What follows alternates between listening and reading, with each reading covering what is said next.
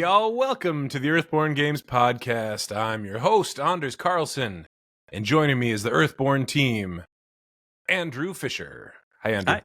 Hi. Good to see you. Oh, are we doing the individual banter again? Oh, I thought we introduced everybody and then Maxine we bantered.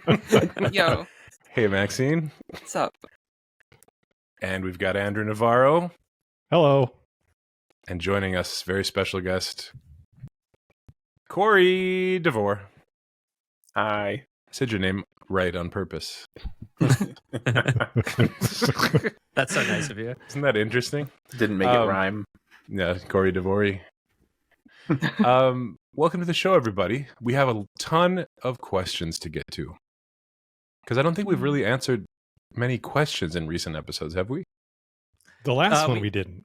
Yeah. We did the listening party last time, which is very popular, so I don't know if there's any point to me saying this, but go check it out if you haven't.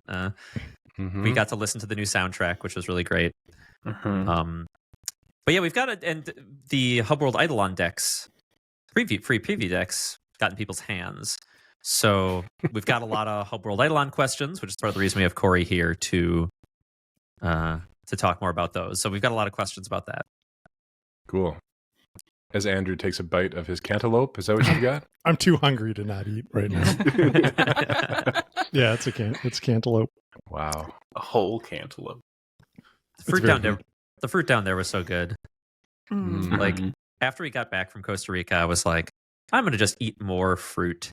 And like, sometimes you get like a good batch of fruit up here in Minnesota, but like it's kind of rolling the dice every time. And I was like when I got back from Costa Rica, I was like, why don't I eat more fruit? And then like I got my first kind of meh round of it, and I was like, oh, this is why. Like none of this is as good. I know. Andrew, it's your last. There's a cow walking by in the background. Nice. Mm-hmm. Oh man, we're gonna miss. I thought we might get a cow sighting. I've heard of cows. Yeah, this is my last podcast from Costa Rica. I'll be back in Minnesota for the next one. That's cool. And it's because of the cows. So had enough of the cows. They weren't here before. Really? Yes, I've explained it to Fisher and Maxine and Cory. I won't go into all the details, but effectively, it's like there's thousands of us who haven't heard this. Okay, well, there's a lot of family drama happening with the house. Not our family, but the family who is renting to us, and then the people who own like all the land kind of around where we are, all the same family, extended family. And there's been this, like right behind our house, there's like this old lecheria, this old like place where cows used to hang out. They'd milk them. That has been used pretty much for storage for several years, and is pretty dilapidated. And 2 weeks ago, 10 days, not very long ago, they cleaned it out, and I guess, what would it be? A relation of the woman who owns the house. She lived here with her husband. He passed away. That family is the one who like owns her former husband's family owns this land. That brother, so I guess her former brother-in-law, decided to clean out the old lecheria and move cows into there, which sucks. Like, I don't mind the cows. The cows are great. They're fine. They're not a problem at all. But like the bedding and stuff that they put inside the lecheria, it just smells like a barn. So it's like, if you've ever been to a barn, that's what our house smells like now. Oh, it leached all the way into the house. Yeah, it's like sawdust, and it's just a really rich smell. That's really bothering my sinuses, and we were already planning on leaving in May, and then this happened, and we're like, man, can we tough this out? But then every day, like wake up and our noses are all stuffed up from on a farm, you don't live in the barn. You live a little bit far, a little bit removed from the barn. And this is like, it's like living in a barn. It's literally like 10 feet in that direction. So yeah, it's so not like you can like seal up your plans. house. Yeah, it's just constantly wafting in. It's brutal. So I have a kind of a constant low grade headache and sinus stuff since that's happened. So yeah, so we thought, should we just move to a different house down here for like the last month? But like, that's ridiculous. So so it kind of sucks to kind of be, pushed out a little bit because the guy who put the cows there like definitely has an axe to grind with the woman who owns this house. Yeah, because she tries to rent this, like she rents this place for an income. So like whether we're here or not doesn't matter. Like you can't rent this house to tourists with cows in the backyard. He doesn't want people renting it? I don't know what, Are they related? Oh, they're not related, no, because it's like she was married to her brother and he passed away. She was married to his brother and he passed away. So they're not related. They were related through marriage, but now, so I don't know what that, it's just, anyway, it's family drama stuff. Yeah. So it's a spiteful cow imports. Yes. Definitely. That's what it feels like anyway. That's how she perceives it. It's a bummer because she's a lovely person. And we love it here. I mean, it's great. This is a great place, except for the smell now. Look like a lot of cows behind you too. What is that? Like? Yeah, there's like 6 or 8 cows, I would say.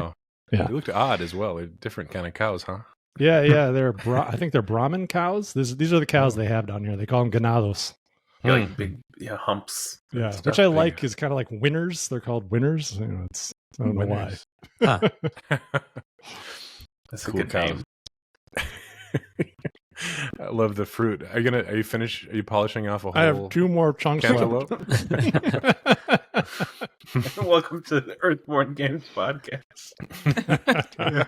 Fruit watching. The fruit cast. Mukbang. Yeah. Fruit and cows is our intro today. I figured, the last podcast down here, I have to Costa Rica it up a little bit. Yeah. Why don't you go back there and see if you can ride on one of those bad boys? That'd be pretty cool. We got to get our numbers up. That'd be something to see, huh? Watch me thumbnail. fall off a cow. Do some fruit flying everywhere. Like Andrew's eating a lot of fruit these days. Anyway, we have a lot of cool questions to get to today about, both games now. But first, what is happening? I think I should have a like a morning DJ kind of soundbite that I play. Yeah, just somebody just screaming. Yeah. What's happening? I think that's the official new name for this segment. I think so. So what's happening, everybody? Who wants to talk about it? Well, Andrew, you're Cory already. Cory. Yeah, Cory. The Preview deck. The main one check is it out. kind of your thing. So why don't you take it up? Throw me. I got him. Put me. I got it. Nervous boy. Yeah. Oh. One card is wrecked in there, but whatever. Oh man. Oh really? You want a replacement? That's all right. I don't know. It's probably important to not know what the cards are, right? When they're not face up. It is. One has like a big hole in the middle. What? Yeah. No way. Okay, I'll show you. Dude, keep talking. Oh yeah, okay. What's happening? Well, we had the Hubworld Eidalon preview deck release, which was what? Gosh, it feels like it was not last week, it was the week before last, right? It was the 10th. It was the 10th. It was the 10th. Man, it just feels like it's flown by because it's been kind of like, it was almost like running another Game Found. It was like there's so much excitement and so much buzz going on in our Discord. And we had a Covenant stream. They've actually done like 3 streams about Eidalon. There's one that was live and had like they played 2 different games. They also made a video on how to play the preview decks, which was awesome. And shout out to Jonathan for making super sweet graphics for that video. Now I have to. What? Whoa! What? What happened? I don't know. It's just how it came. That's nuts. There's There's a hole in your card? Yeah, hole. Take a Okay, picture send us of an that and image send of that that. to us. Yeah. Yeah. Oh, no, send an email to support@nailergames.com. Yeah. Somebody screenshotting this? Yeah, you should just let Covenant know. They'll send you a new one. Oh, that's wild. We were just saying how we haven't heard anyone having any issues with these. Then these Anders preview comes decks, in and with like the most catastrophic. Yeah, the only one, and we have it on the show. I mean, I let my daughter play with them first, but she's usually pretty good with that stuff. Just kidding. How small is her fist? No.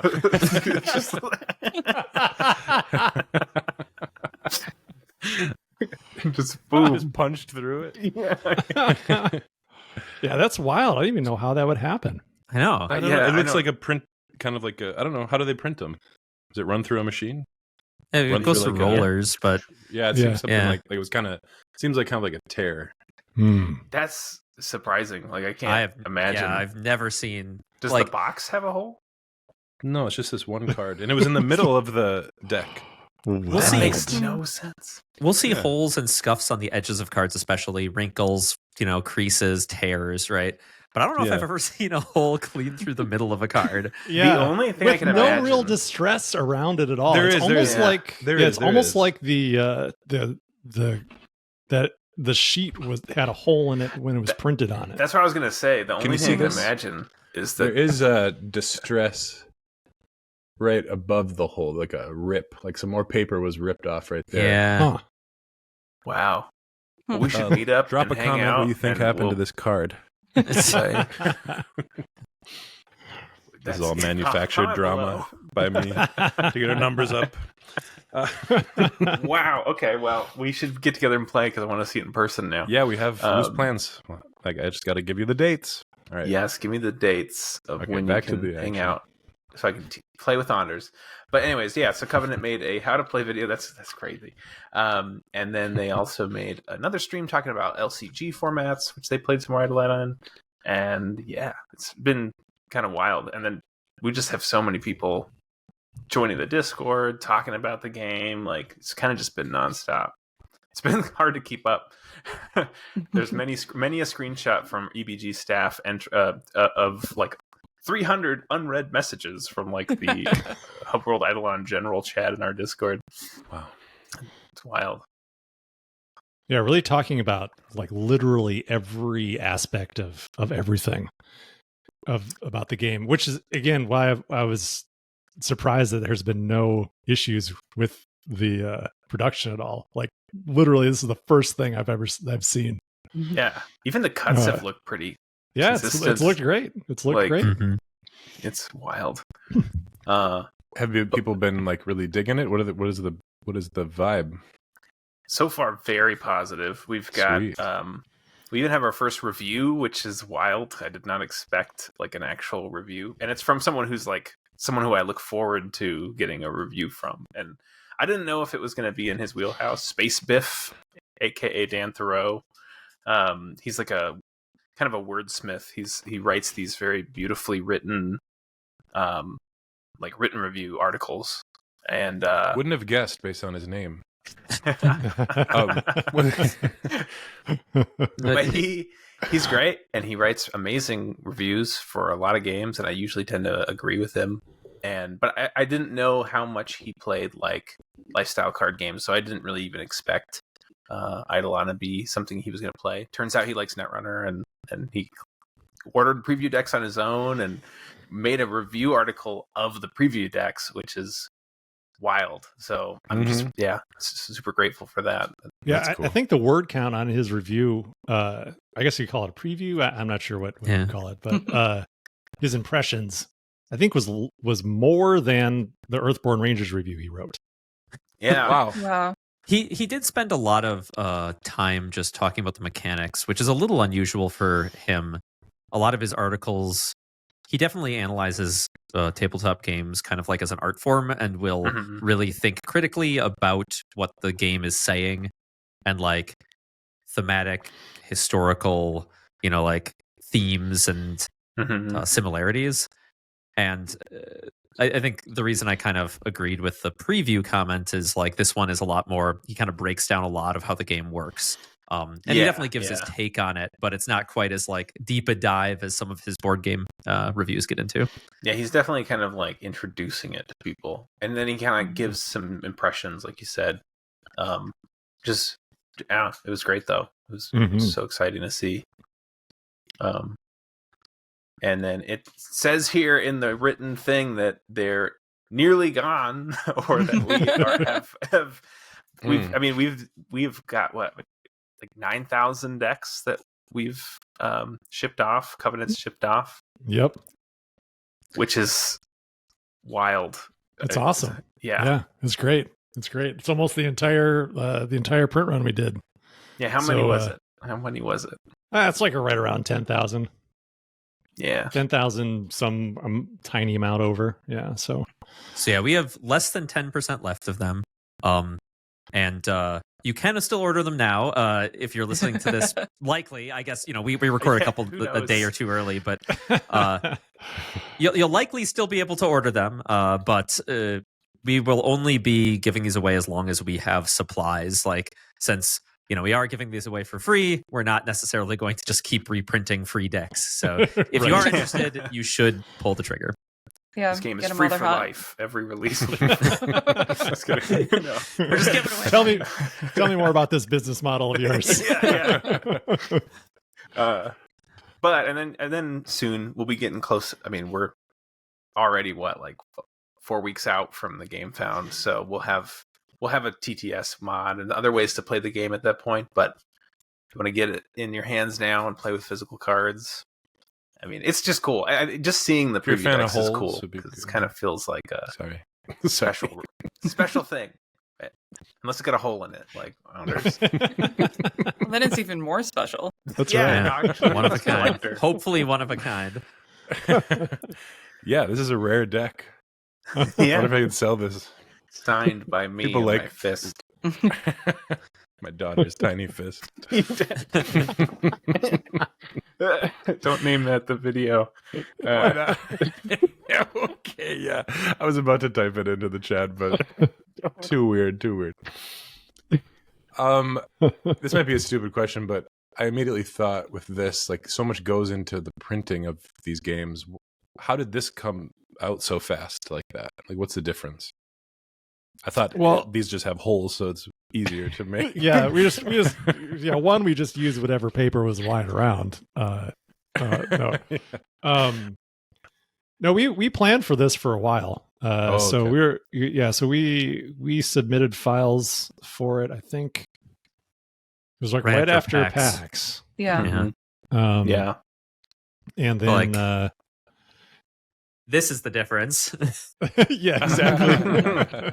It's a very simple production. Yeah, it's just cards and a little box, and that's it. Okay, that's it. So all the rules are online. Yeah, it's very, very, very simple. But it still took a while to get it done. Mostly because we were in our own way with the production of Earthborne Rangers, so we had to kind of squeeze it in after they were done with all the cards for Rangers. Then they printed that, so we just kind of had to wait. And we were hoping to release them about a week earlier, 2 weeks earlier than they actually ended up coming out. So it was still a little later than what we wanted, but only by a couple of weeks. So yeah, I love holding them. I haven't played it yet, but these are nice looking cards. Are they more or less the card quality of what the final cards will be? I know the design is probably different. Yeah, right? Yeah, minus the holes. Yeah, but it's the same card stock as Rangers. Yeah. So it is. It should be. That's what I ordered. Mine are super thick and just sorry. I'm just effing around again. Troll. Made out of plastic. They seem like a pure plastic, microplastics. Actually, it says it on the box. Yeah. So the obviously we'll we continue to work on the quality and everything, but these will be very similar to the cards you'll get. However, none of the graphics are final. So the art's a good preview of what the art will be like, but the graphic design of all of these is just placeholder. Folks will see something more closer to our final graphic design during the game found in a month. So this is just to get you playing the game. It's not like the exact final card designs. Yeah.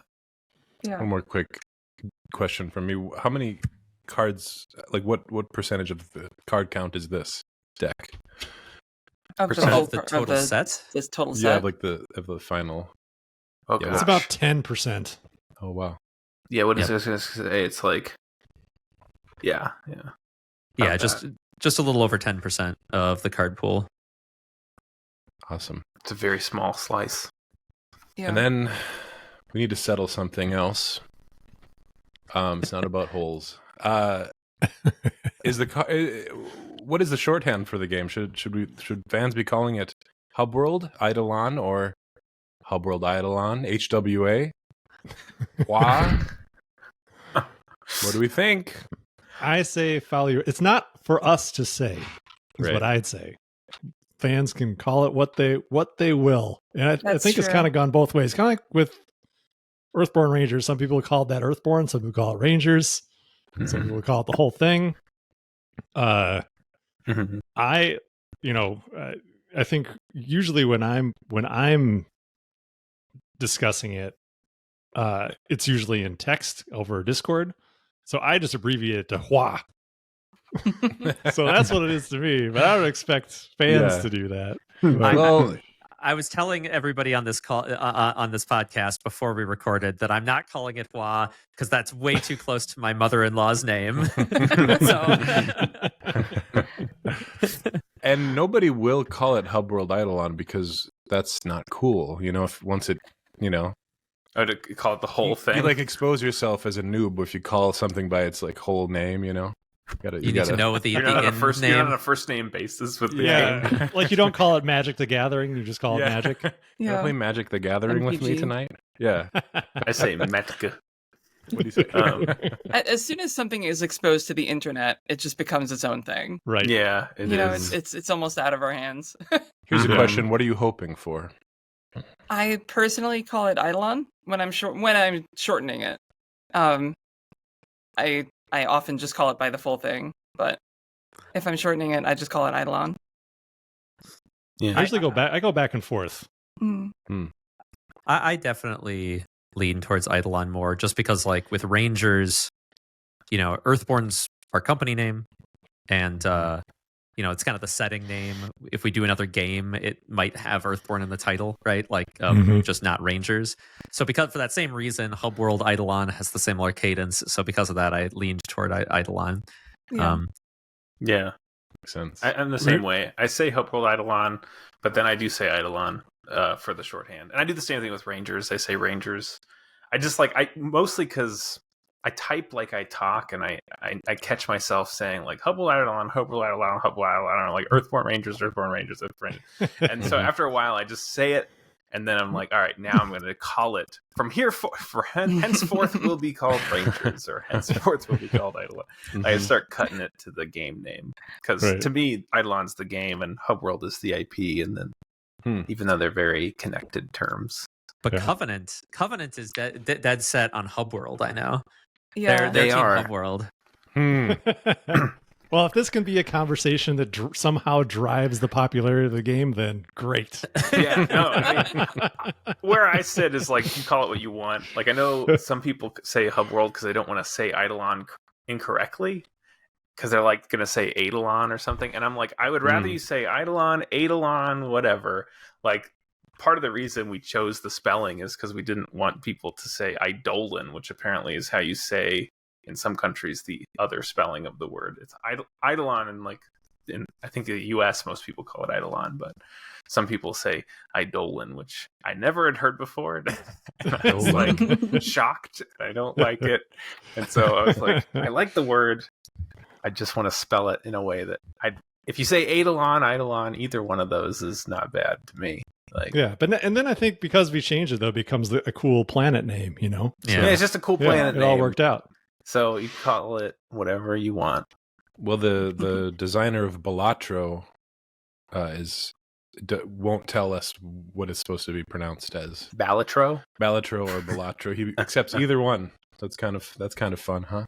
I thought the internet broadly called it Balatro. Yeah, Balatro. What's that? Balatro. Belatra. Yeah. Belatra. All right. We did also part of that. What's happening that we didn't get to was Rangers soundtrack release. Mm. Mm-hmm. We got to talk about the Rangers thing. Super exciting. Yeah, so we had the soundtrack has released since the last episode, and then also, I guess, are we safe to announce this other one? Yeah, we can. It's live right now anyway, so you can. Oh, is it really? Yeah. So if you found it, you could get there. But yeah, we're gonna be launching the merch store finally. You can get your Earthborne merchandise, your t-shirts and your sweatshirts and your little winter caps. Yeah. That a little late for the winter caps. Yes. But... Yes. We had a period where our winter caps did not fit very well, but I think that has been rectified. It has, They fit me. There we go. Yeah. Yeah, that first one was so uncomfortable. Like it was the eco-friendly hat, but it had no elasticity whatsoever. Like I do not have like a very big head, and it did barely fit me. Ooh. So it only fit, if you're not a tiny human. Yeah, it only fit Maxine. Yeah, pretty much. I was gonna be like, we need to get an Eidalon beanie on there because I want one. Yeah, and then I was like, it's getting warm though. So maybe I won't bother Joe with it yet. Yeah, well, I think the cool thing with the store is that it's all print on demand. So it's just the time it takes for us to put together a design to add it to the store, and then there's no waste at all. So so we're going to launch with what we have, which is I think is a really nice array of cool t-shirts in a variety of colors. The only downside is they don't have a eco-friendly option for the packaging, so they'll come in plastic bags, but a eco-friendly bag is the number one requested thing on their site. They have send us your suggestions in by leaps and bounds. the top suggestion is give us our clothes in a not plastic bag. So who knows? Maybe one day they'll do it. But I think it balances out, because the other places where we were looking, you had to order a bunch of shirts, and then hope you sell them. Which if you ever want to get really depressed about what happens to clothes when they're not used, you can find some pretty interesting articles about it. But they essentially all just get shipped to Africa and end up on the shore. There's these giant glaciers of unused t-shirts. It's pretty depressing. So we're not contributing to that.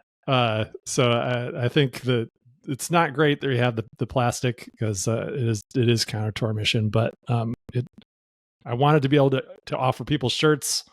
This was the best choice we got, and at least there's no waste in the production. So yeah. Plus, I think it's Printful, and I think their whole thing is that they kind of they purposely work. It's they kind of send out jobs to different print shops. So it's whatever one you're closest to, that's where it gets made and gets shipped from. Which is probably why they have a hard time having enforcing a certain shipping quality.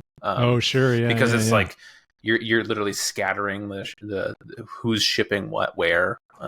So anyways, but from everything I read and from everything I know about it, I believe they send the jobs out. So it actually probably also mitigates shipping emissions. Yeah, totally. Yeah, yeah.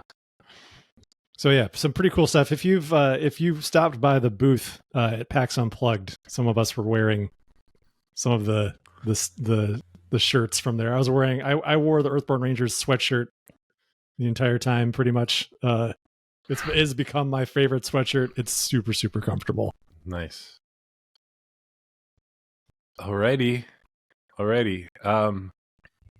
Let's move on to all these questions. Yeah, are we ready? Yeah, tackle them. Let's do it. All right. Question mode. We've broken them up so you can, if you're more interested in Earthborne than Eidalon, then we'll timestamp that for you. So we're going to start out with some general questions, and the first one comes from EISB. You've talked about how regional printing is more expensive than just going through a Chinese manufacturer. But now, with tariffs, I'm wondering if that's still the case. For instance, Whirligig said they're getting a 20% tariff bill on their new game that just hit U.S. shores from China. Do those numbers start to make printing locally the more economical choice now, not just the most ecological? Whirligig. Did I say that right? No. No, that's still not. It's still cheaper to go to China, significantly so. And they I took some meetings at PAX Unplugged too. Like, they're already hard at work at working around the tariffs. So I think anyone who's caught in this moment right now, when there's not a lot of time to wiggle, and you're in the middle of you're about to ship your product out of China, you're kind of going to have to take it to the face. But they have ways of getting around this type of thing. I don't know what all they are, but everyone I talked to there, the Chinese manufacturer representatives who I spoke with at the show, were like, "Oh yeah, if you're worried about," they were prepared and ready to talk about tariffs, but they already had a plan, and they already have plans in place to circumvent those, and I don't know how they're going to do it, but well, and to Andrew's point right up front, like, even with the tariffs, there's still the more economical option by a margin. Yeah, significantly. Yeah, it's still not even close. And I think that just comes down to, again, like, making sure that you're pricing your products for all the publishers listening, making sure you're pricing your products in a way that actually sustains them and not cutting too close to the bone. Because those are the products that are going to be affected the most. Otherwise, you're still doing all right. So pushing manufacturing to the U.S. is not going to save us money. No. Okay. Cool. Next question from EISB. Because of EBR, we all know that card game manufacturing can be done in the U.S. But are you aware of companies that can actually manufacture board games as well? Or am I just sitting here hoping for a sea change in the industry when the capability isn't there to support it? Yeah, I mean, Delano can do board games with actual, printed boards, wrapped boards. There's also Ludofact has a factory in Indiana that can also, I think they're full service. I think they can do everything there. Yeah, I believe I chatted with them at Gen Con last year, and they had most things. There's obviously some componentry that a lot of places import still, like individual types, things like lathed wood and things like any plastic components. Plastic. Yeah, there's basically nobody doing injection molded miniatures in the U.S.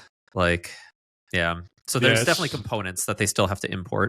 Yeah, absolutely. But I think, more than the material or component capabilities, I think, like, the biggest thing is the expertise and the investment in the workers, so they can actually learn something and apply that knowledge consecutively over production to make it so that the board games that are manufactured here are on par with what you might get in China.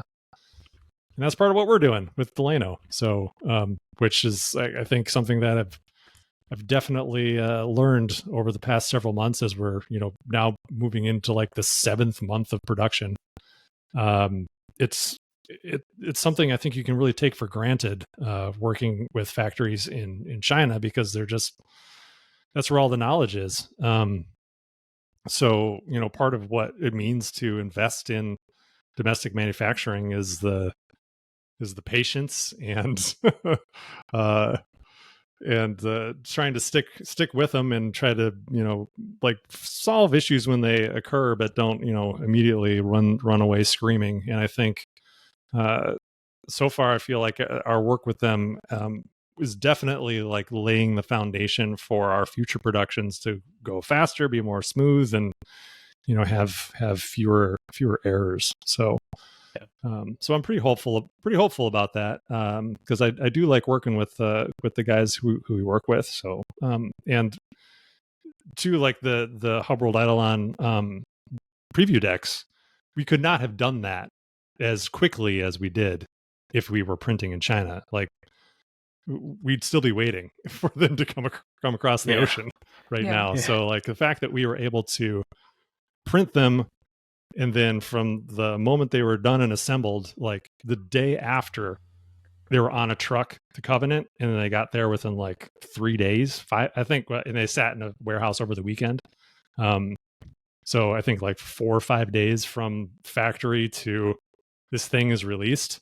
That's wild. That's the real benefit right there. So so that's awesome. So the more we can do that, I think the better. But yeah, I think like there's going to have to be some kind of sea change in the industry to really like bolster the board game manufacturing in the States. Otherwise it's going to be just, you're going to have to, like Fisher was saying, either import something or design your game in a way that doesn't require wooden components or injection molded plastic.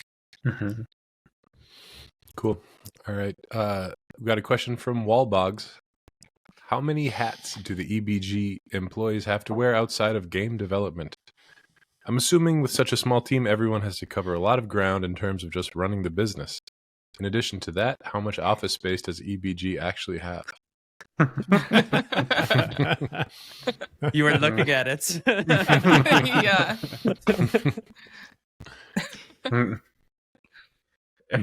Andrew has a jungle office. That's right. Yeah. The jungle is my office. To the second part of the question, we are all currently working remotely from our homes and home offices. The playcasts you watched are primarily filmed in either Cory or I's dining rooms. Or outside this house. Yeah. Wherever Andrew has a table.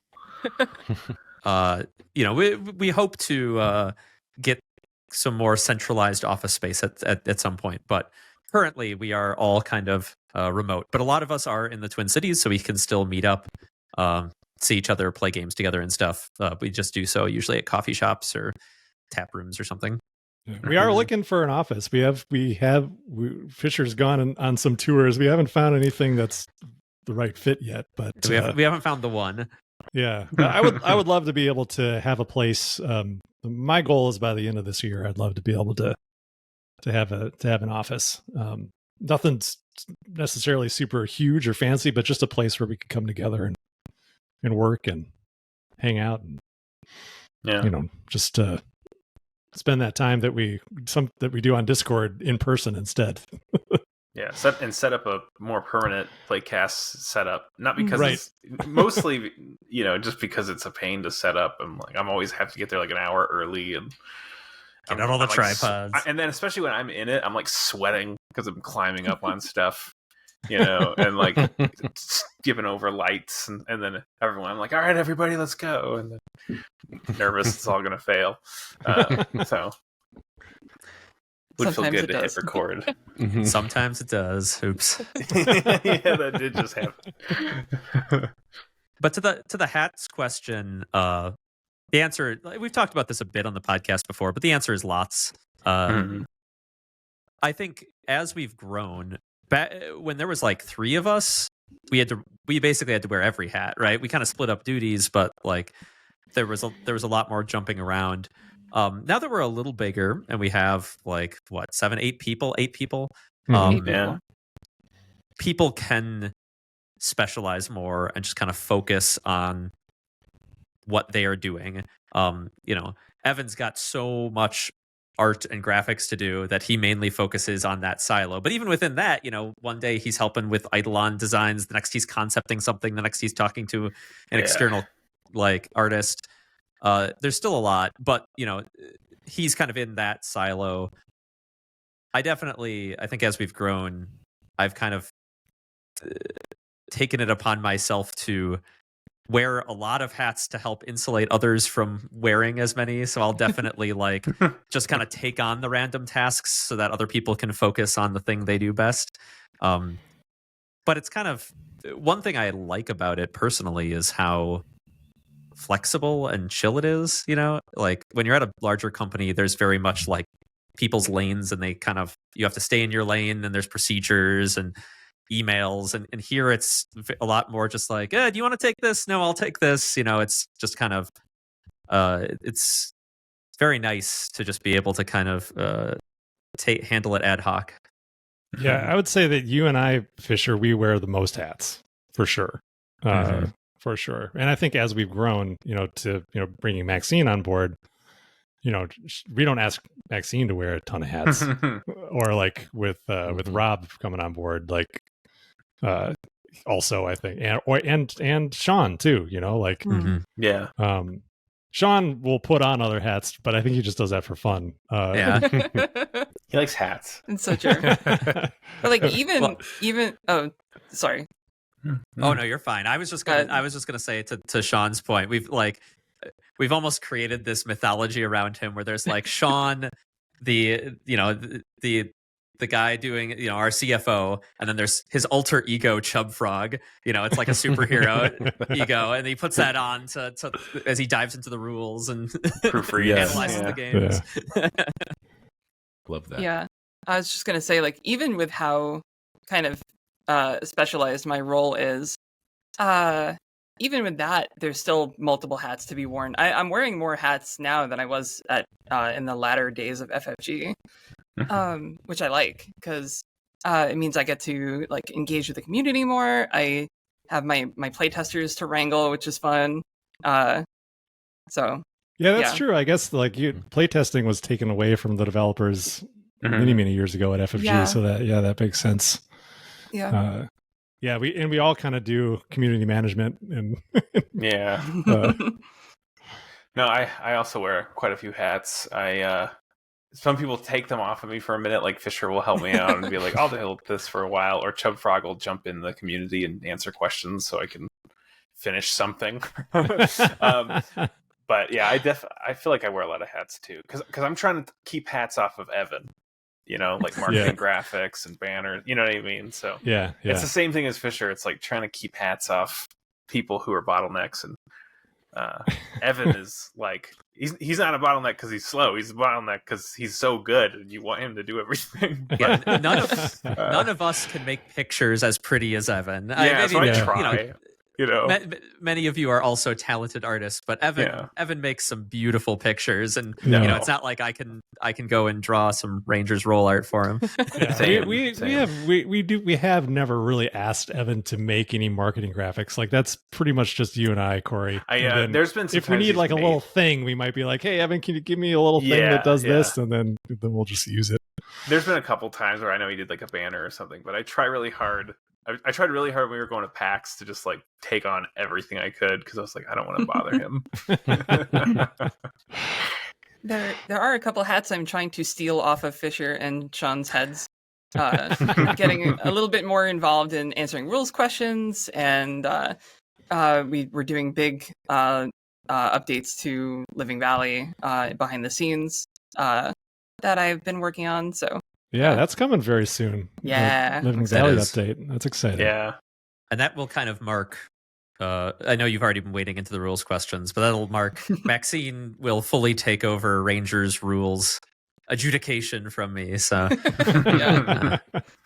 I may occasionally poke you from time to time. Yeah, that's fine. You just have to beat Sean to them. Yeah, no, it's difficult. Trust me. Like I have like a notification set up, so if there's a rules question, I get a notification, and by the time I get around to, like minutes later, he's answered it, and I'm like, oh, him or Darren, Yeah. Darren's been really active at it too. Yeah. Yeah, I'm grateful. We've got a few people in the Eidalon Discord already that are like beating me to the punch constantly, which is great. Yeah, that's great. So grateful to the fans who are like engaged and dedicated and just want to be involved in in that. Is like it's such a blessing. It's so amazing. It makes everything so much easier. It does. It really does. Because I could be in there all day, but I have to like go help Rob theme cards and help talk to Michael about some like make the game design thing, and then write a game found update. It's like all over the place constantly. So, but it's fun. Well, hats off to you all for doing what you do, and just been sitting here quietly waiting to say that. And now we're going to move on to some Rangers questions. First question comes from Yak. In Rangers, was a 2-2-2-2 stat line ever tested instead of a 3-2-2-1? If so, what was the impression? I've been wondering this myself. Just kidding. I don't know what the hell that means. Yeah, sure you do. You played. It's what does that mean? A stat your line? aspect card. If your aspect card was all 2s, we did a Stewards of the Valley coming out soon. We've got 4-2-1-1, and then the core game has stat spreads of 3-2-2-1. But the question is about the all 2s for all 4 aspects. Maxine, I don't know if you were involved in any tests that had an all 2 card, but do you want to take this one, or I've armchair theorized, but I joined after any testing for anything like that. I actually don't know the answer to this question. As far as I know, it has not been tested. I did play with it. Oh, you did? It must have been Devi and I. I think it was Devi and you. I thought it was a 2-player game, so I played with somebody else, and then we also put it on the table for an unannounced product recently, just to kind of see it as part of that. But I guess I can jump in and say that generally we have found the all 2 stat spread to be very good and a little boring. It seems a little too reliable. Yeah, the ones, that's honestly part of the reason, people see the 4 on the 4-2-1-1 stat spread, aspect spread, and they're like, oh, a 4, I'm going to traverse so hard, this is going to be awesome. But the thing is, the game is designed in such a way that most of the aspects end up being critical at some point or another. And so having 2 1s is pretty catastrophic. Yeah, it's pretty debilitating. And it's really hard to work around. And so kind of the inverse of that is the flip side of that is that having no 1s at all means that there's nothing that is kind of difficult for you, right? Which kind of lowers the texture of the game. It's, I think this is maybe a philosophical thing, but I find a RPG in role-playing games, I find an RPG character with a couple high stats and a couple really bad stats far more interesting to play because they have highs and lows, upsides and downsides. And so without that downside, your deck is super, super duper reliable. You can run the vast majority of the cards. Our 3 aspect cards are powerful, but that's still only 1 card in the whole set. So I don't know. As I alluded to, we did test it in the context of a product we haven't talked about yet. So I'm not going to say it will never show up. I think it could show up in a very kind of specific, controlled context. But I don't know if you'll ever just see the all 2 aspect card available for your free Ranger building. Yeah. But if you want to try it, just try it. I mean, it's just a card with numbers on it. You can you can control it like you take double fatigue or you can, some kind of thing. Yeah, play your 5-1-1-1 Ranger. I was about to say, when is the 5-1-1-1 coming? Oh. I will say it's a little awkward that if you're running 2-2-2-2, you just straight up can't be a shaper. And that's true. Like that would also be really unfortunate. Yeah, that's true. Well, I mean, you could be a shaper. You just can't run a conduit. You just wouldn't be able to that actually sounds wield a really conduit funny. or use any manifestations ever. You can only contribute Worst to the tests. shaper ever. Man, when is the shaper expansion that has non-conduit needing cards, like a monk shaper? That's fun. I was gonna say, I sometimes think, I'm a 2-2-2-2 in real life. Like, I'm not really great at anything or bad at anything. But I'm probably like a 2-2-2-1, really, somewhere. It's interesting you bring that up, Cory, because one of the questions I put on the save for a later podcast episode was asking us what our real life, what our aspect spreads would be. Okay. If we in real life. 1-1-1-1. Tough. Wow. I'm kidding. We need to talk about that. We need to talk about your self-esteem, Cory. Get your notepad out. I'll find my couch. 0 an option. Zero fitness. I have 0 fitness. Thanks for your question, Yak. He had another question, or they had another question that wasn't put on the docket, but in which Yak referred to me as "Oh Great Anders, hero of the people," an overall handsome guy. Was that also Yak? That was also Yak, sipping on that Yak, and I didn't know how to answer that question, but thanks for that one too. They think there's some grand conspiracy involving platypuses, so check out the Discord of the podcast if you want to see that. Yeah, I apologize. I didn't pull that one forward. I felt like it was a very visual gag, and so I couldn't. I for a podcast, I couldn't quite replicate it.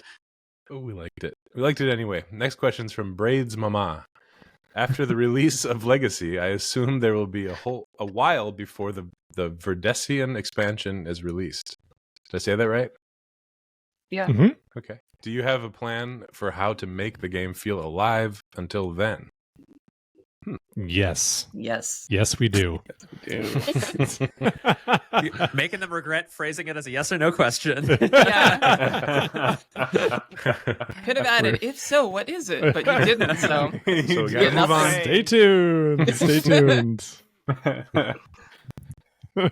No, we will reveal more very soon. We have the Hubworld Aidalon game found coming up, so we're focusing on that, and then obviously we want to get the second printing fulfilled, and that's taken longer than we would have liked. But that's imminent. Mm-hmm. It'll come sooner than you think. We'll let you know. Yeah. It's not the announcement is not too far off, so stay tuned. I'm so excited. Ooh. All right. And the moment we've all been waiting for. Questions. First one comes from Roto Roach. The competitive scene for various card games typically featured some way of sideboarding cards to swap into decks. Is this something that will be a part of Eidalon, or will we just have our 36-card deck plus one Seeker and jam that without being able to make a couple of changes? Ooh, that's a good question. Well, I mean, we haven't actually made a straight up decision on that just yet. We've discussed it a bit. I'm kind of pro sideboard personally, but if we do, it's probably pretty small. I wouldn't want to make one that's too big. Yeah. But I do think there's some really interesting things that could come out of a sideboard, since you could put an agent in there and end up changing your color spread of your deck a little bit, which I think is really interesting. So there's some stuff that could come out of having a sideboard that I think would be great, and I would love to experiment with something like a small number. I don't know, 10 cards, 7 cards, somewhere in there. I forget. Our sideboards, are you usually allowed to sub in from your sideboard mid-round, or do you have to do it in between rounds? Yeah, you can play a game and then you can sideboard in. Yeah, that's the kind of idea, is so you can kind of what deck they're playing after that first game, and you're like, oh, I have to get a bunch of artifact removal or whatever. Sure, yeah. But yeah, I personally think I lean towards going for a sideboard. Yeah, all of our discussions around it have assumed that I think that would be the case to some degree.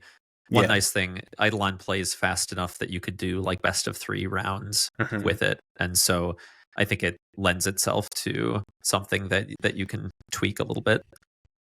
Yeah, so I'd say probably. There you go. All right. I can't imagine we would let people swap out their Seeker, though. Yeah, that feels like a bridge too far to me. But yeah. I don't know. Yeah, that's this is where it's a probably thing. It's like I don't know the rules. Part of me is like, yeah, there's a few discussions that have to happen before we can lock that in. Yeah, but I'm lots of thoughts. That's why I'm answering so long and rambly. But I think too, like as we've talked about, like what tournaments might look like. We really do want to empower the players. So like, if you wanted to run a tournament where you said you can have a X number card sideboard, like, fine. Yeah, totally. I even think like I don't know what all we would actually do as official things or not, but I even like think about like if I was doing a house rule campaign thing where it's like, oh, any cards that I like take from you or like exile I'm already from excited. You, I want this. like anything that I exile or like secure, like I can add from my box to my sideboard. So my sideboard gets longer because I'm like all these cards that I've sort of persuaded to not work for you can now potentially join my deck. So by the end of this tournament that you're doing at your house or whatever, you just have this massive sideboard that you're just like throwing whole stuff in because you've completely adapted. You could do some weird stuff if you wanted to. We will definitely be talking about different ways to play. And to Andrew's point, like one of the things we want is for people to take the game and play it the way they want. But we will offer some recommendations for what we think serves the game well, but you can do what you want. Do what you want at the end of the day. Yeah, I mean, there's people who, what was it? You play a game of Star Wars Rebellion or whatever, and then you play every time you have a space battle, you do Armada, and then every time there's a dogfight, you do X-wing. It's like, that was always talked about in theory. Did was there a blog that was like actually doing it? I don't know. I heard someone really did it, but I don't know. I think I saw a YouTube video about that, but I could be wrong. Okay. But you could make it as epic or quick as you want. All right. Next question comes from Mike Loftus. Will the cards for Eidalon have flavor text? I was actually very surprised what a difference it made to the demo decks not having any. I want flavor text.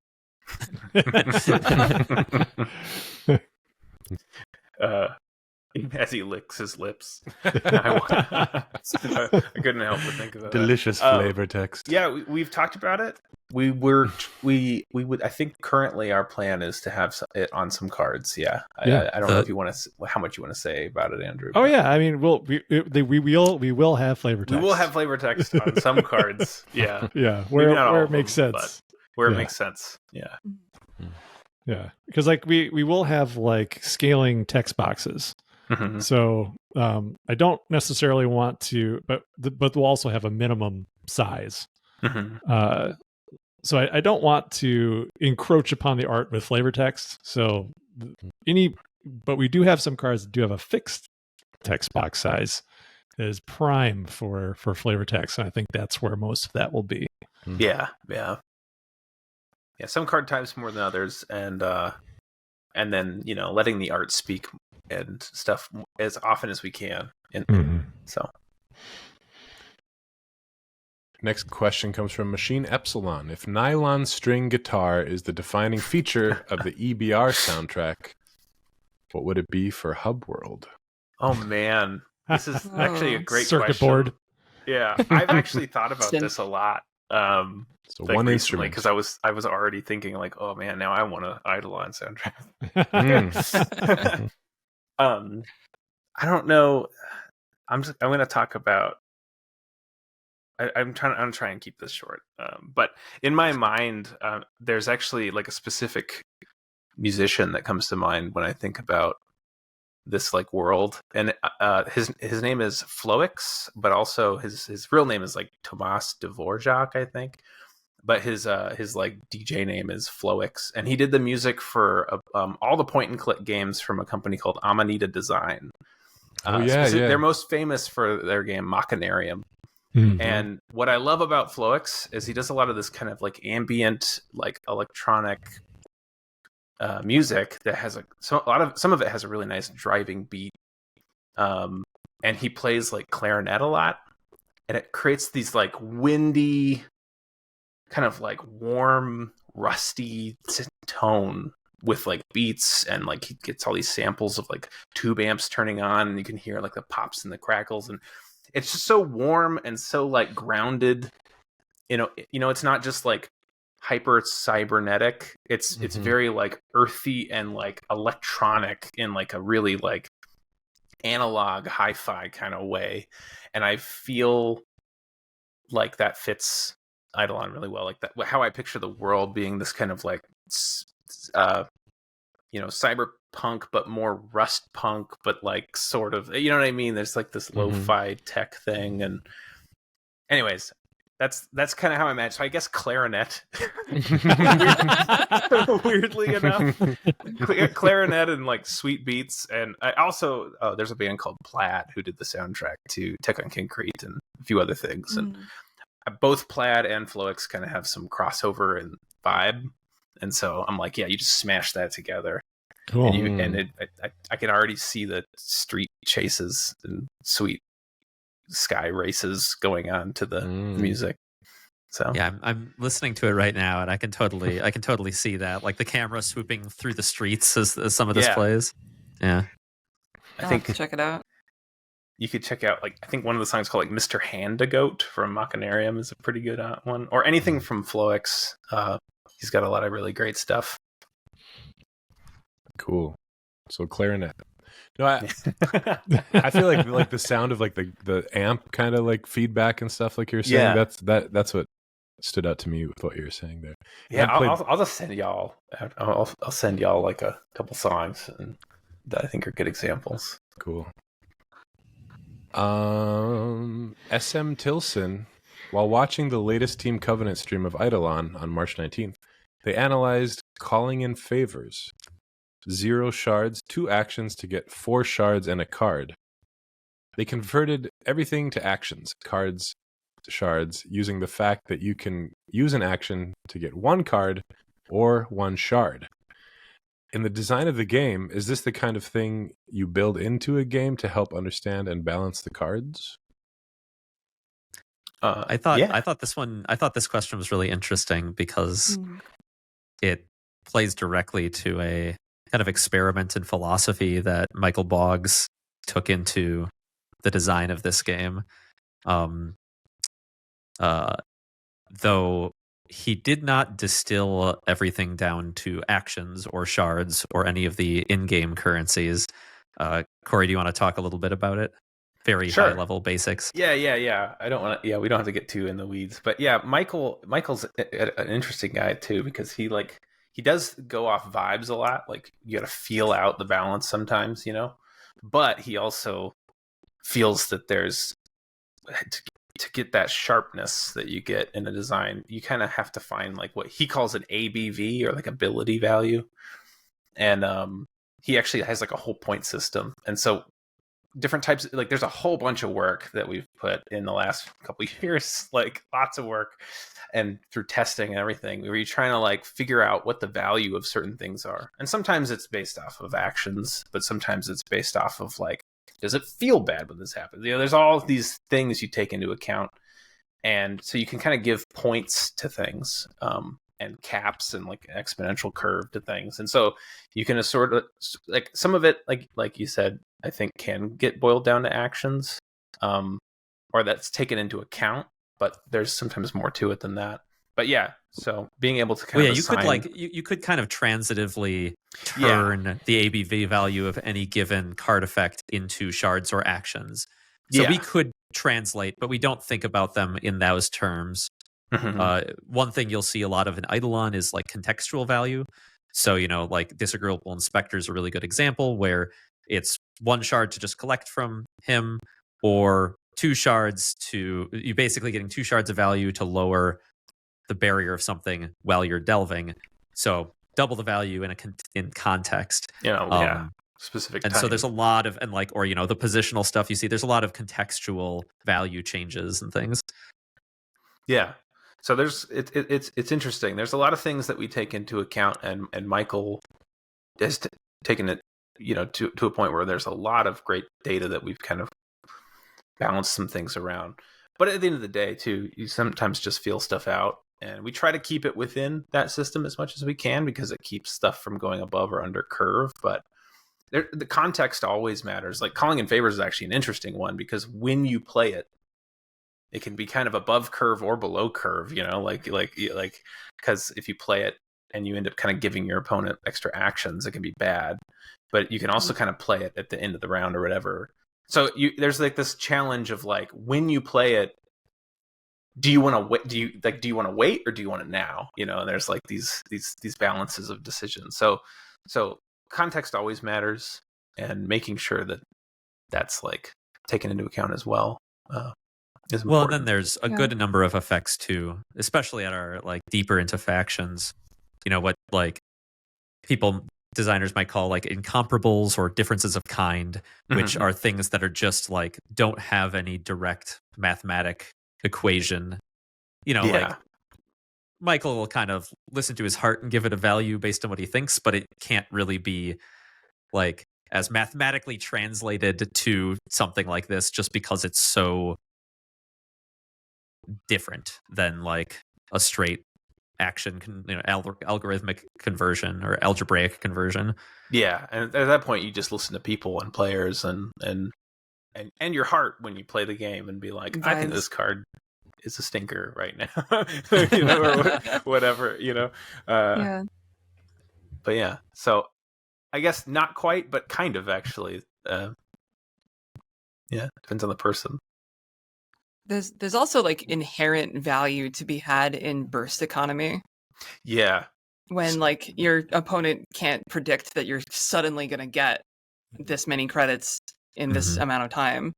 And then all of a sudden their plan falls apart. Like there's value in that, even if it levels out to the same amount of credits that you would, shards that you would get if you just took actions to get them. I know. Oh no. Me too. Michael actually does account for that a bit. Like the kind of ABV value of things does scale based on how much. It's not a linear scale. So like there's also like a floor for different card types. So like moments actually tend to have a little higher ABV value, but it's like they kind of have a cost associated with that. So it's like figuring out that and like which card types need to have what kind of default power level. There's like more to it than, you can't just boil it down to actions because it starts to get a little like, I don't know, weird. So for folks who have really nitty gritty questions about this, we've alluded to this on previous episodes, but we do plan on having Michael on. So you can leave your nitty gritty questions in the podcast chat on Discord, and I will save them, and we can ask Michael directly, as depending on how much airtime we want to dedicate to the real. Yeah. We're about a month away from Michael joining the podcast, so gather him up. Cool. Yeah, it's exciting. All right. Next question comes from. Okay, I'm going to ask this, then I'm going to step away for a moment. Okay, comes from Synaptic. In the Eidolon chat, there was a lengthy conversation on the potential problem of bottom decking agents. Essentially, if one player by chance has 4 of their agents distributed near the bottom of their deck, can have a clear advantage over a player with equally distributed agents or top-weighted agents. Do the designers see this as a potential issue? Okay, I'll be right back. I drank 2 cans. I drink both of these, so I have to go for a second. I'm sitting here. I have to go to the bathroom. I'm waiting. Do we do a technical difficulties and just like just take a pause right now? Yeah, it's an emergency. I'll be right back. What are we doing? Do I answer? No, let's do it. Okay. Yeah, I debated putting this question in because we're obviously we spent like a bunch of time talking about this exact thing this morning. Sorry. Yeah, we did. Yeah. Yeah. So we're like, as I think the most impartial observer of this conversation, well, maybe I'm not impartial because I don't think it's an issue personally. Like, I would contend that nothing needs to be done. But we have talked about it, and this is something that or Cory, as you and Michael talked about this morning, is something that you guys have been talking about really for, I don't know, a couple of years at this point. Yeah. So it's definitely something that we're aware of, but for my part, I would say it does not in any way detract from the enjoyability of the game. If you are to once in a while, because of card games, end up with a inopportune arrangement of cards in your deck, be they agents or anything, any card that you want to get. Like, you want the card you feel like you need to make your deck work, and sometimes you just don't draw it. That is kind of just card games, right? To an extent. Yeah. That's part of what I love about card games personally, is the unpredictability of it. Like if I like, it's not a mistake that the second that we have 2 games now and they're both card games. Like, yeah, we love card games. I love card games. It's like, there's just something about it that I think is just it's just so much fun. If I wanted to make like a tight, like, Euro puzzle game of some then we'd be doing that, but I don't. Well, and it's interesting, a phrasing Synaptic used in the question was like that this player has a clear advantage over the opponent. And I think that's phrasing is kind of funny because we've obviously been working on this game for years. We got one person who helped us out a bunch was Jeremy Zvern. He came in and did some consulting with us. And one of the things we observed he's a very good card game player, very analytical, really breaks card games down. And one of the things we observed while he was playing the game was actually, at the time, getting a bunch of agents, being the person to get agents when your opponent didn't was actually incredibly good, and too good. So it was we have since we since nerfed a bunch of the agents and reduced that power to kind of change the balance there. But there's I tell this story because I think there's in these kind of design decisions there's a lot of different levers and knobs, and so it is not as simple as like, oh, this is the way it is. Like, it's this clumping is an issue in this direction, not necessarily based on other factors in the game. So this has been kind of an interesting and ongoing discussion.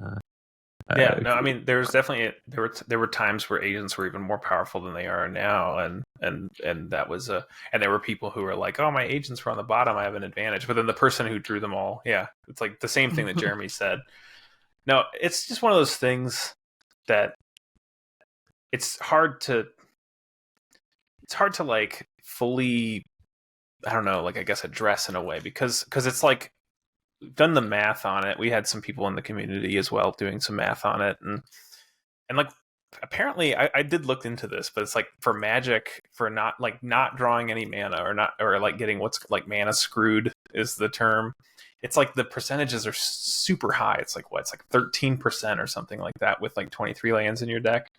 And in like an average standard game, that still feels too low to me. So that's not my experience. So it's 13% per player, right? So if you have 2 people, if you have a game, a 1v1 game, it's technically like a 20-something% chance, which feels a little more right. Yeah, that feels more right to me. Yeah, that feels more accurate. Using like a hypergeometric calculator for Eidalon, it's like, for them to be in the bottom 10 cards, it's like 3.5-4% chance. So it ends up being about like 7-point-something% chance for a 1v1 game.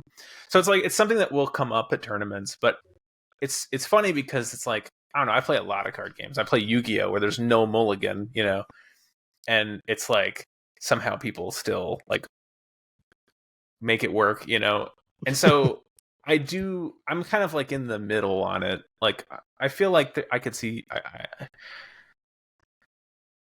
I think that I could see a solution being put in, but I could also, at the same time, you can have cards that do stuff. Like, there's a lot of ways we could address this problem. I think the key is to just put levers in the game, so that whether that's through cards or a mechanic that let players address it when they need it. But it's like, at the same time, because it's such a small thing, I think it's one of those things that's hard to make like a huge change. It's got to be something small. So Yeah. Well, and like for all this discussion, I guess the short answer to your question is that like yes, we are aware of it. Like to Andrew's point, like we do not think it is as much of a problem per se as sometimes it's getting characterized as. Some of it adds texture to the experience. This is like a game that plays fast enough that can be best of 3 and things. But it is an element of the game we are aware of, and the game will account for it. To Cory's point, whether that be through an alteration of the systems in the end or through card development. You know, card development in a card game is all of your rules, and so you can build out your game in the cards as well. But through one of those avenues, like we will be playing in that space such that like people will have hopefully the control that they want and desire over that element of the game. Yeah. And the demo deck, the preview decks, they're also very limited in the things that they can do because they can kind of do a lot of different things. And so there's no one really digging super low. There's no one really blowing stuff up super fast. There's not a lot of like, you know, archiving cards off your opponent's deck, you know, effects. There's not a lot of stuff that really like helps accelerate the game necessarily. In the demo deck, in the preview deck, in the greater card pool, like there's more stuff. So there's more tools outside that will help.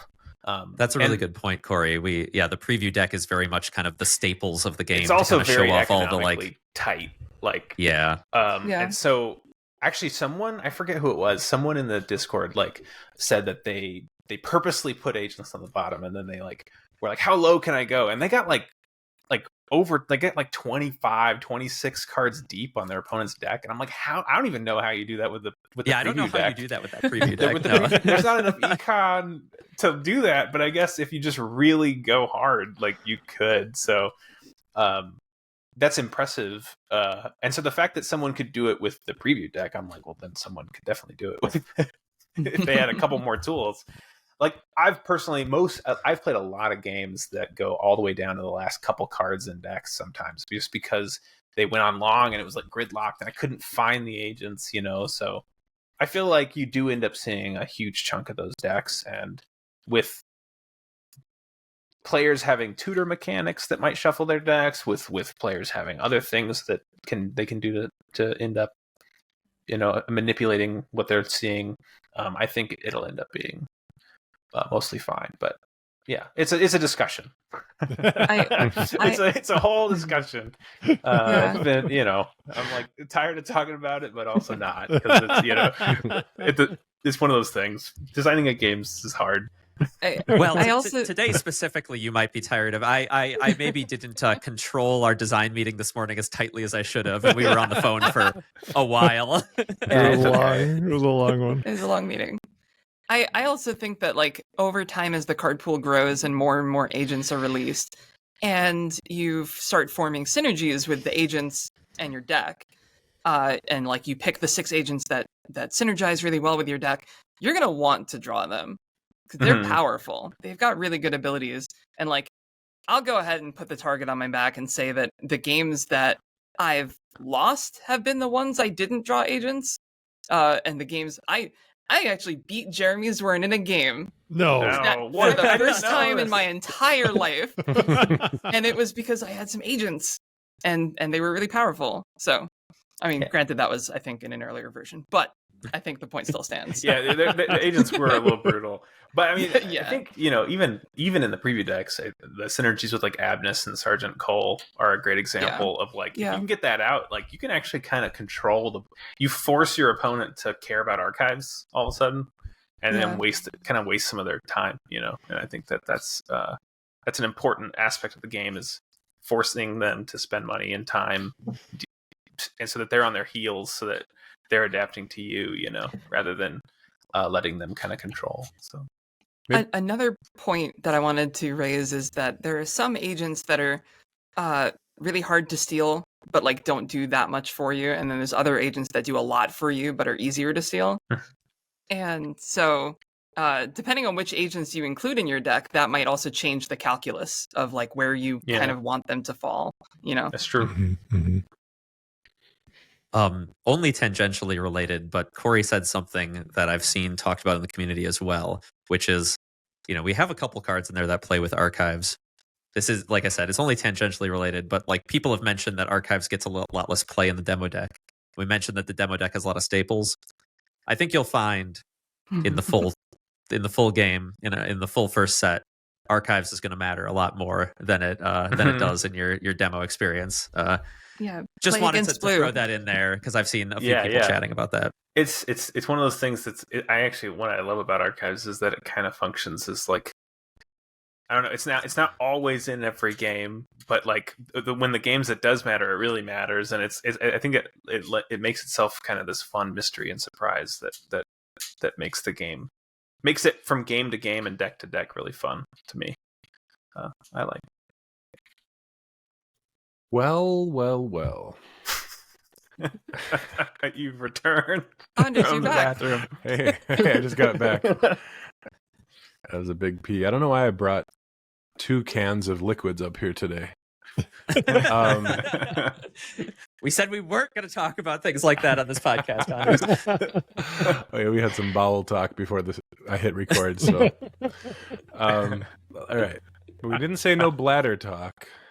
Yeah, sorry. Okay, I should have been more specific. Yeah, we got to be more. Yeah. Bladder talk is the name of the episode. Sorry. Don't. So, thanks for all the questions, everybody. I think it's time to move on to stuff we're into. There will be no Anders Indie Game Corner tonight because I haven't really played anything. Don't know why. I just go through spells where I pick up the game, and I just want to do something else instead. Are you still working on your game? I have been working on it. Yes. That's one thing I'm doing. I've been drawing a lot. I've been doing my life. My daughter's birthday was this week, and so that was a big thing. Oh. She's 4 now.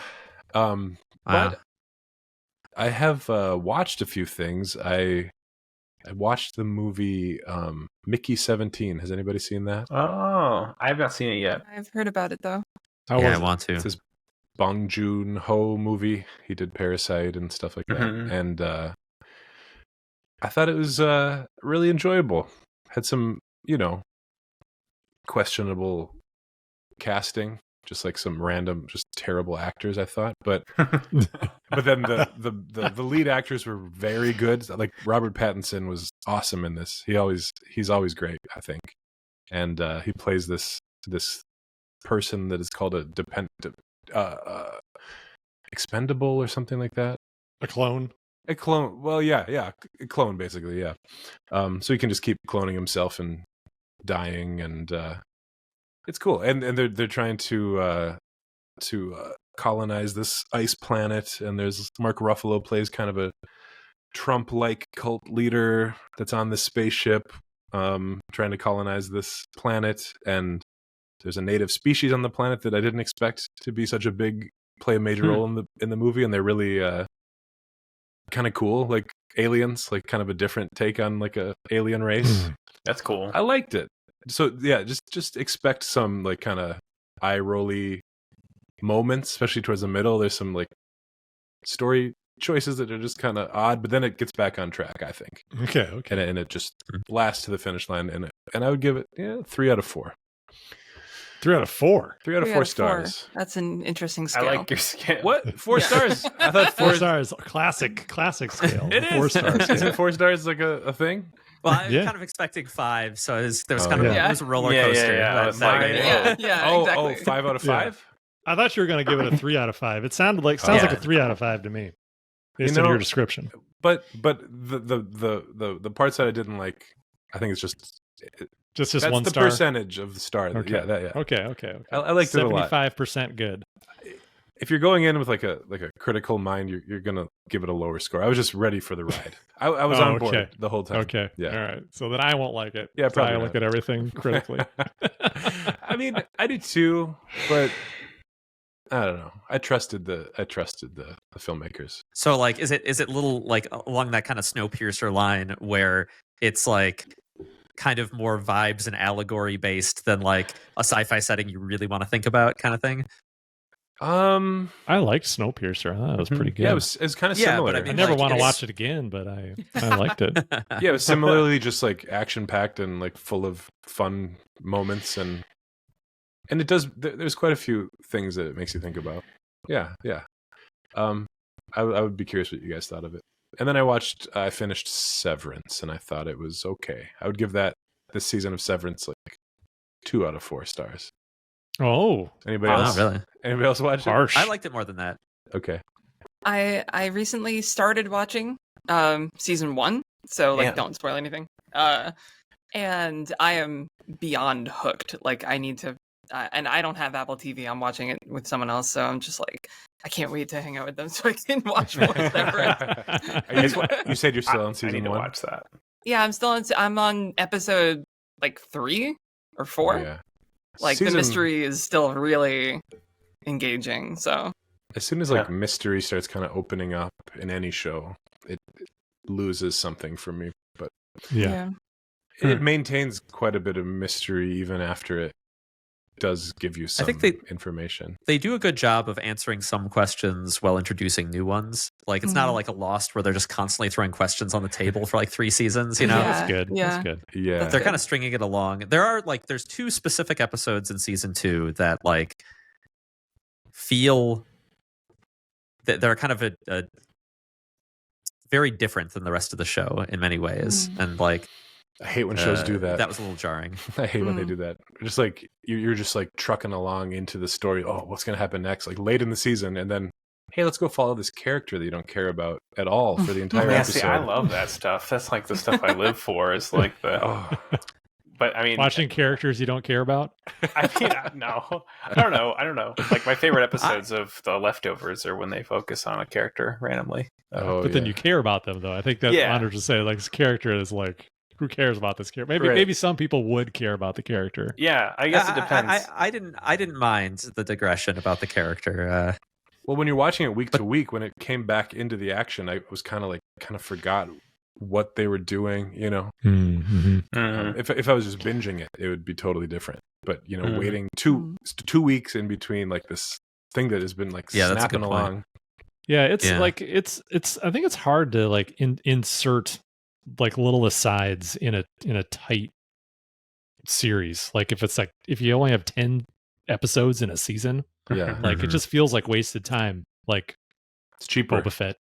Well, that whole thing was a waste of time, but yeah, you know, like Boba Fett was like 6 episodes, and you know, he wasn't in 2 of them. 2 of them were just season like a mini season of The Mandalorian. Just undoing the end of The Mandalorian. Yeah. It's so dumb. Well, I need to watch Severance. It's on. I'm behind on all the shows and movies and everything. And my friend Arn, who's like my cinephile friend, is constantly telling me all the things I need to be watching. And Severance is one that he's raving about. It's hugely popular, including the ending of this season. So, you know what is good. As I watched last night because I was kind of laid up.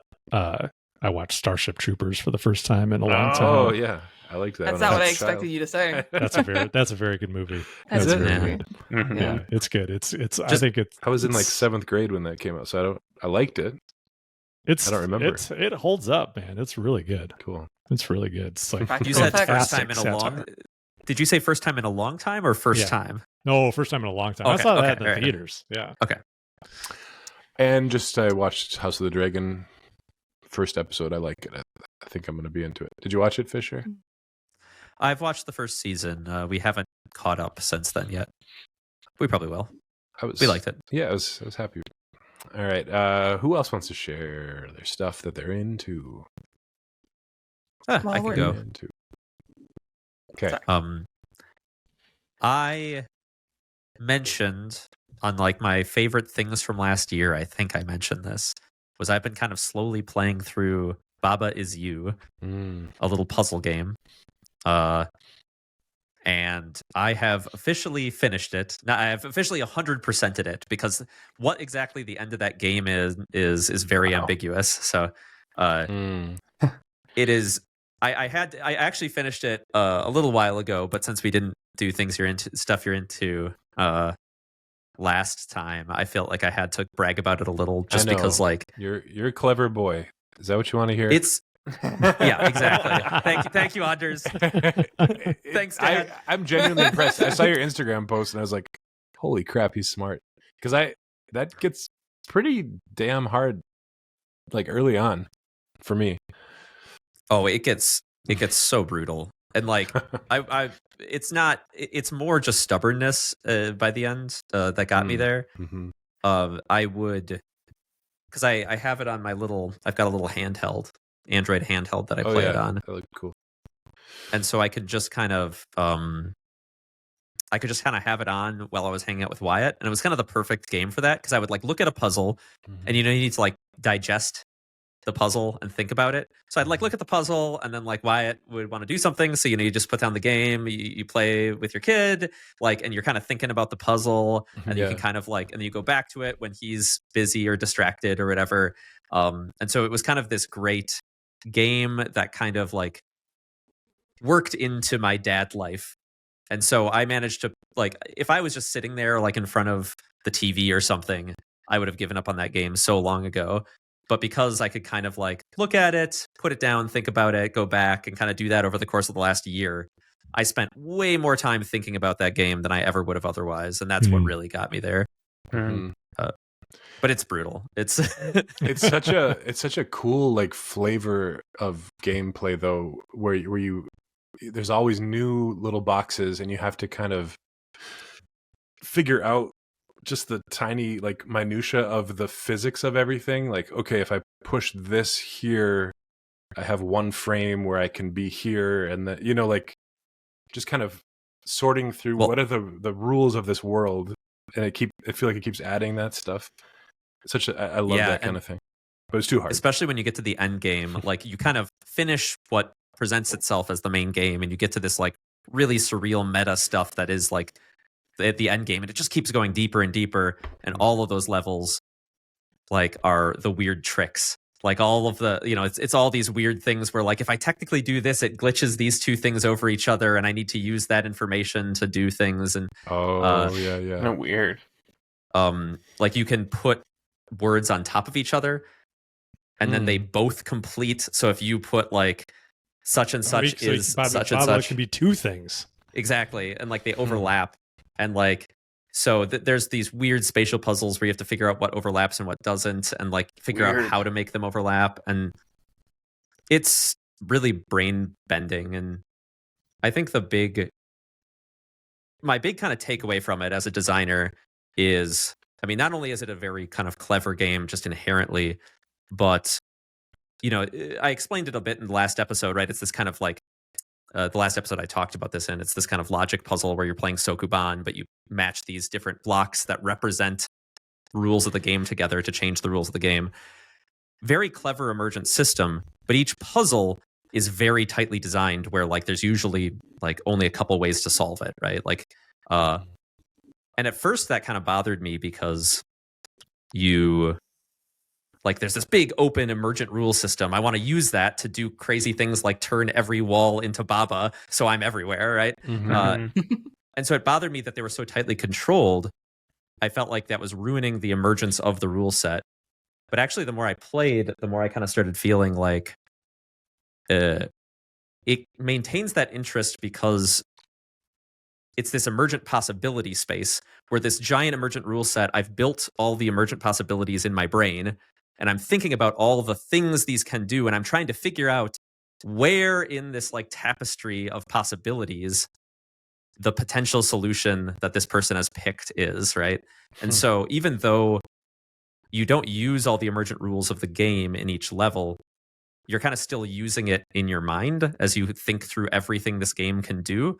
And so I found that kind of insightful, that like, Rangers gets cited often for its emergence, right? Like, and I mostly think about the emergence that I can bring to the table in the systems, but like there is emergence in just like the possibilities that the players are thinking through. And so that was kind of my big takeaway from the game. That's cool. That's the kind of stuff that really hooks me. The mobile app is great. You should try it. Yeah, Yeah, so that's what I've been into. Good job. Yeah. Well done. That's awesome. That's a hard puzzle game. Did you ever play What's that clicking sound? Do you guys hear that sound? I think I might have been moving something. Clicking I a didn't pen. think it could. It wasn't showing my mic picking it up. It wasn't showing my mic picking it up, and now I'm like, oh, of course it's me. Maxine, if you want, I can go after you. Okay. Sure, I can go. Yeah. I've been playing a couple different games actually. I've been playing Split Fiction, which is a new co-op game made by the same people, Hazelight Studios, the same people who made It Takes Two. It Takes Two and A Way Out, I think is the other one. That's the prison escape one. Oh, yeah, it's so good. Every game that they make is really good and some of like the best co-op I've ever played. So I was really excited for this one, and it does not disappoint. I'm super into it. I'm playing it with my brother and I'm playing it with my partner, and I'm playing the different characters each time, and it's very different depending on which character you're playing, which is really cool. But like, it's so creative, and like every 5 minutes the gameplay is different. It never lets you get bored. It's so engaging, and I just want to keep playing it. From what I've seen, it looks kind of like a mashup of like every game. A little bit, yeah. It's kind of, it has homages to lots of different games too. Like there's, I almost don't want to spoil anything, but there's parts that play like a shooter. There's parts that play like there's a lot of platforming. There's lots of like escape sequences and like not race sequences, but like sequences where you're in a vehicle. It's really good. Yeah, it looks fun. Yeah. The development logistics of making it do every game. Yeah. Breaks my brain a little. Yeah. It's crazy. I've read up so much on video game design, and like so many things are, it's difficult to put more than like one facet of gameplay into a game, let alone 2 or 3 or umpteenth million, like however many there are in this game. It's crazy. But yeah, so I've been playing that a lot, and I've also, in every waking second that I have free, I'm playing Monster Hunter Wilds. Because I love Monster Hunter, and I've been so excited for this one, and it kind of snuck up on me. I didn't expect it to come out, and I was like, oh, it's Monster Hunter time. Okay. Oh, there goes my free time. Are you playing solo, or are you playing with people? Me and some of my bandmates play together, but I also play solo, and also you can just play with random people online. They made it pretty easy to do that. You can just do an SOS search, see which hunters are in trouble, and then just join them. And the load time is like almost non-existent. It's pretty cool. So yeah. So I've been playing a lot of that. I've also just been like super busy lately, so I haven't had as much time to play anything as I want. I recently got an influx of new readers for my book, which is pretty exciting. So I've been shipping out a lot of books, and it's gotten me really thinking about book 2. So I've been writing more as well in my spare time. That's awesome. I don't sleep. Do you know where the influx came from? It's kind of a long story, but it was like one person who was familiar with my work from other stuff, and brought some of like his friends and other readers in to read this book, and like almost like book club style, I think. Oh, awesome. That's really cool. Pretty cool. Yeah. It left an absolutely glowing review on Goodreads. I was like, I teared up a little bit, actually. It was pretty cool. That is cool. Yeah. That's really awesome. Cory, you go. Yeah, I guess I'll go. I've been into Aidalon a lot lately. That's got me so much of my time, honestly. I've been kind of all over the place, but my only thing that like my big like, oh, I gotta go do something else, was last week. There's someone local here, Ryan Schneider, is a really great guy. He invited me to come play, and he taught me Molly House. I want to play that game so bad. Molly House, I have it actually, and now I know how to play it. So anyone who wants to play, I'm happy to teach it. But yeah, so I finally got to play Molly House, which I really wanted to play at PAX, but PAX was just so busy that I never got a chance. And also, Joe Kelly, who designed it, came over to try and play Eidalon, but then Eidalon was like packed, and so I was so grateful for the gesture, and I was just like, I gotta play this game because it looks really cool to me. But also, I was really grateful that Joe Kelly came to play or try to play Eidalon. So, anyways, yeah, I played that last weekend, and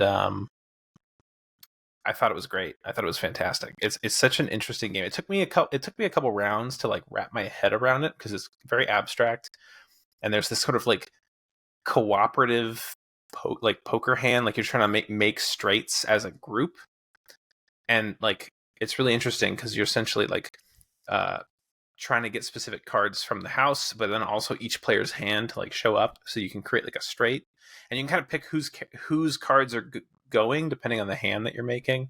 And sometimes you can purposely kind of mess up the hand so that you can kind of like make them take your cards and do a different type of hand instead.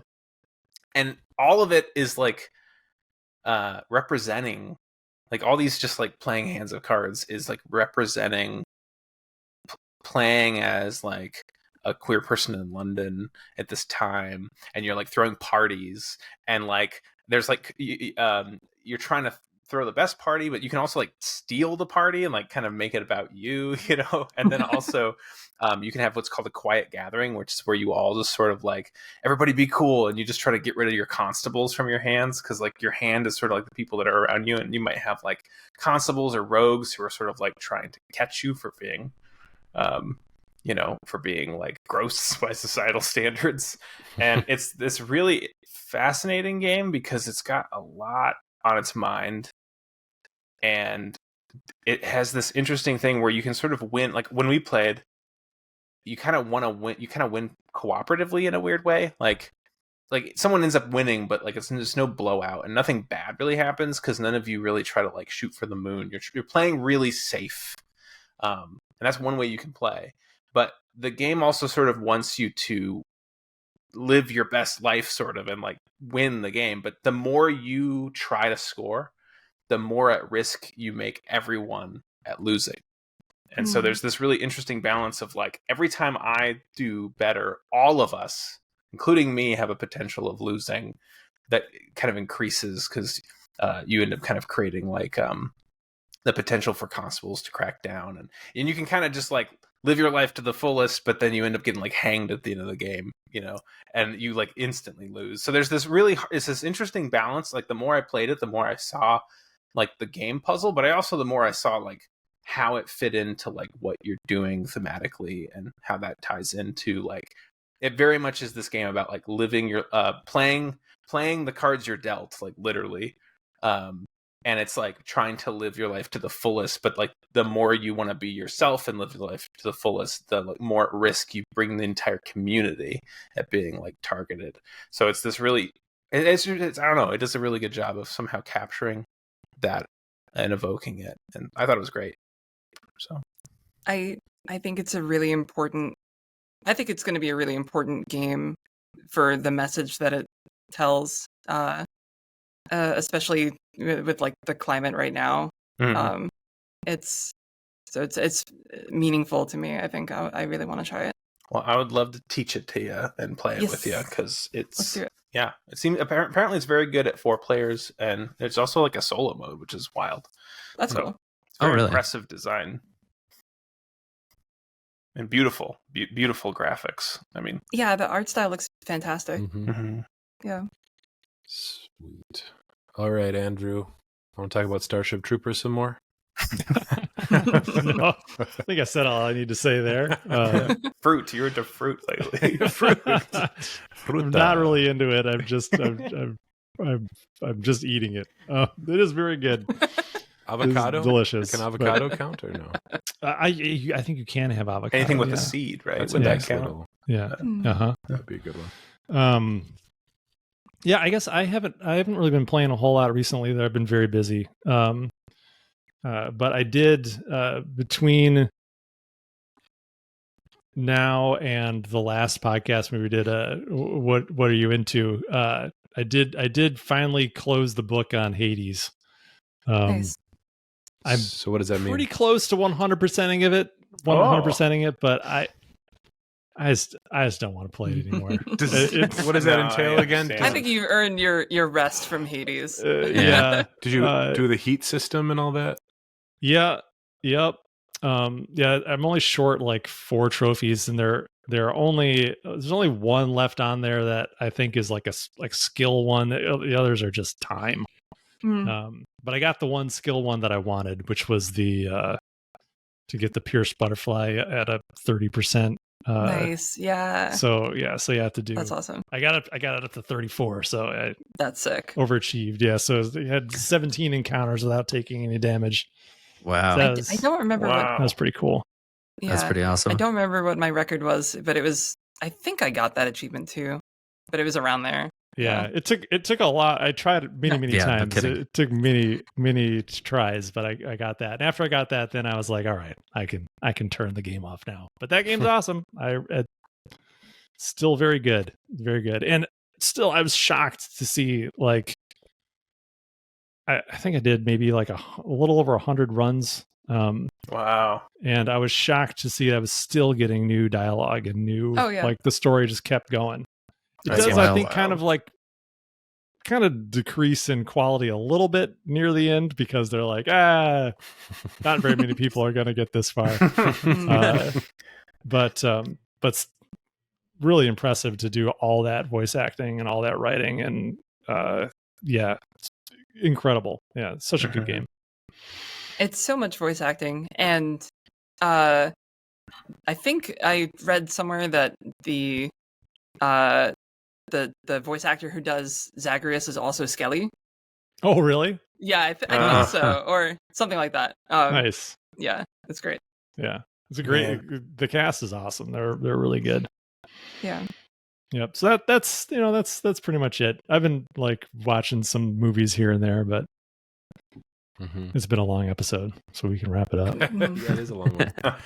All right, cool. We can wrap it up. Thanks everyone for listening. As always, go buy some merch, get the soundtrack, order the last of those preview decks, drop us an email, drop a lot of comments on this video, and that's that. Everybody have a good next couple weeks. See you next time. Thanks, everybody. Bye. Bye, everyone. Bye.